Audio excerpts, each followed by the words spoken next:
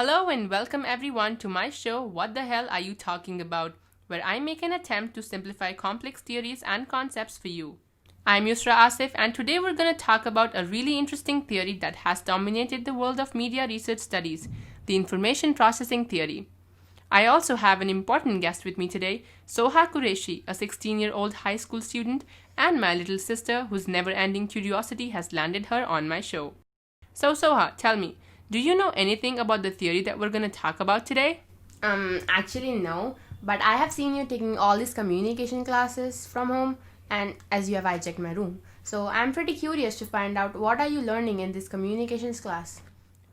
Well, that is my room, but that's a debate for another occasion. Right now, let's dive right into the human mind and learn more about how we process information.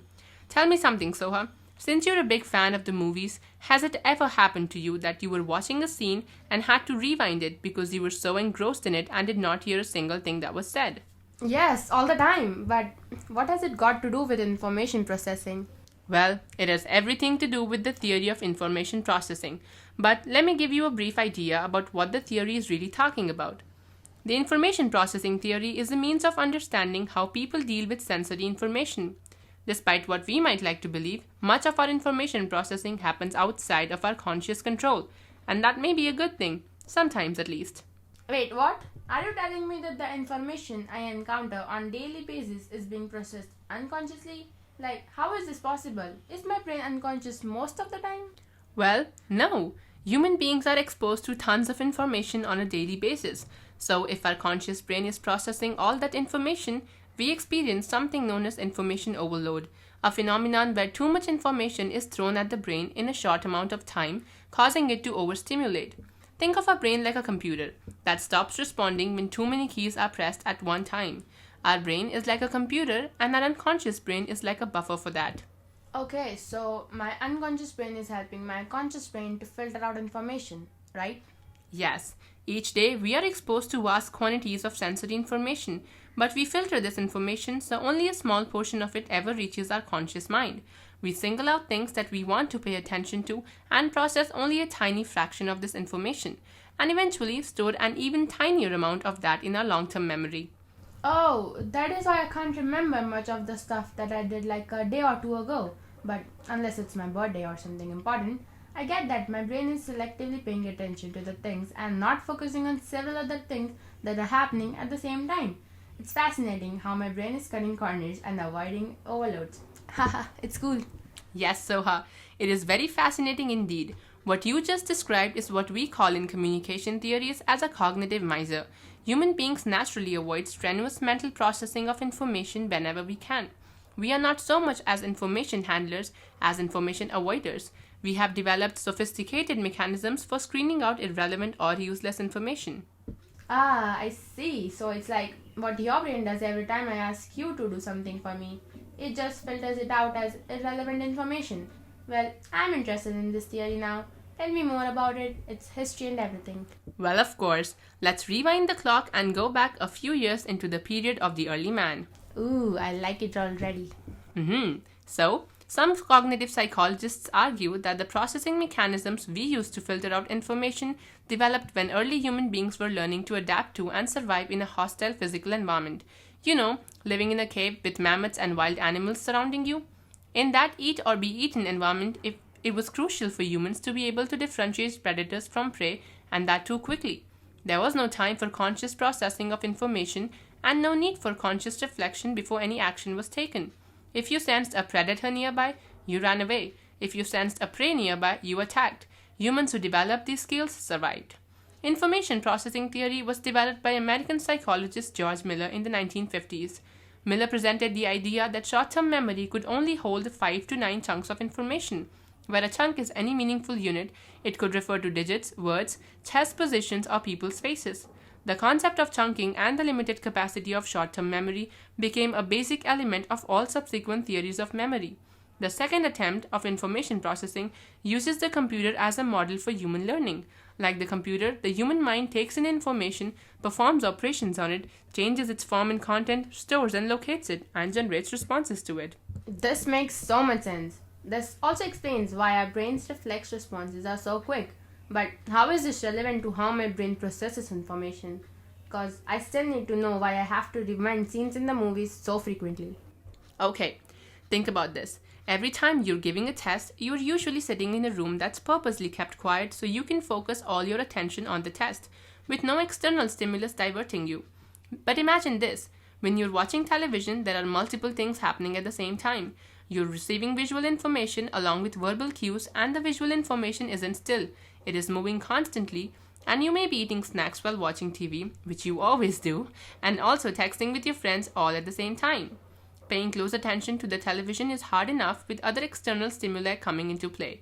And that is why you may miss on verbal information or miss something important that was shown on the screen, or even drop your snack or text the wrong person instead.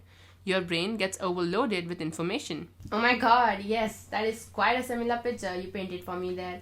But why did I never feel like watching TV required so much focusing? There is an easy answer to that. Television has become so ingrained in our daily lives that our brain kind of takes a back seat because the task of routinely making sense of television feels similar to that of making sense of our everyday lives. So, how do I train my brain to focus more and retain more information? Like, is there a way? Because that would really help me score more on my tests. What you just wished for is something that I wanted too.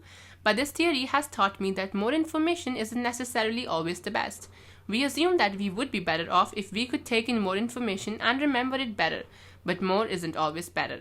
My textbook had this example. Consider what happens when you fill the hard drive of your computer with more and more content. It becomes increasingly difficult to find things quickly. Some important documents may be lost among thousands of useless or trivial items.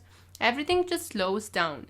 This is the same with our brain. So our brain's ability to filter information and store only a fraction of it is actually a good thing and not a curse, like so many people think it to be. Okay, so to my understanding till now, the information processing theory recognizes that human beings have limited resources in terms of how much information their brains can process. And surprisingly, that isn't a bad thing as well. I agree. I think if we are constantly remembering the past, we won't be able to live the present. Forgetting is blessing in disguise. True. I'm glad you're understanding it now. Also, it is important to note that the information processing theory helps us understand the mistakes we make while processing information. And these mistakes are outcomes of a particular cognitive process. They are not necessarily personal errors caused by an individual, so one shouldn't take it personally. Information processing theory doesn't blame audience members for making mistakes when they use media content. Instead, it attempts to predict these mistakes based on challenges posed by the content and normal limitations in people's information processing capacity. In fact, content producers are aware of the power of our orienting response, that is, our instinctive reaction to sudden movements on screen. You may have noticed how content producers use edits, quick cuts, zooms, pans, sudden noises, and movements to attract your attention. This theory can be practically applied in the daily news, advertisements, political campaigns to aid better understanding and retaining of the information. You would remember any ad that stood out for you, right? Yes, I do. Wow, I feel so much more informed about how my brain processes information. I think this theory is really helpful, especially in modern times when we consume so much television content. It's a great predictor of how the human brain can so easily miss out a lot of information, while also being able to discern the important parts of it and store it in the long-term memory. My brain is like this mega filter machine, and also not to forget all the hard work my unconscious brain is putting in. I am glad I could make you understand this theory. However, for any good media researcher, it is important to know the drawbacks of the theory. Like most communication theories, this one also has a few criticisms. Like, it is too oriented towards the micro level, meaning it mostly takes into account individual experiences.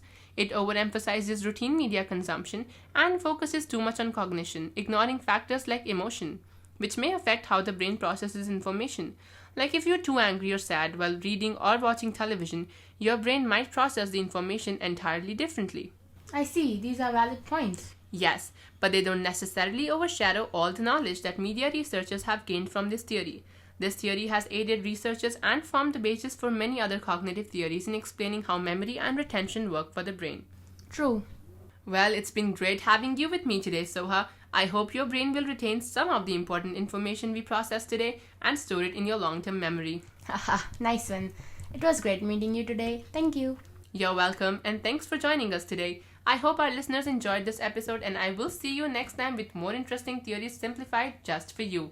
I'm Yusra Asif, and you're listening to What the Hell Are You Talking About?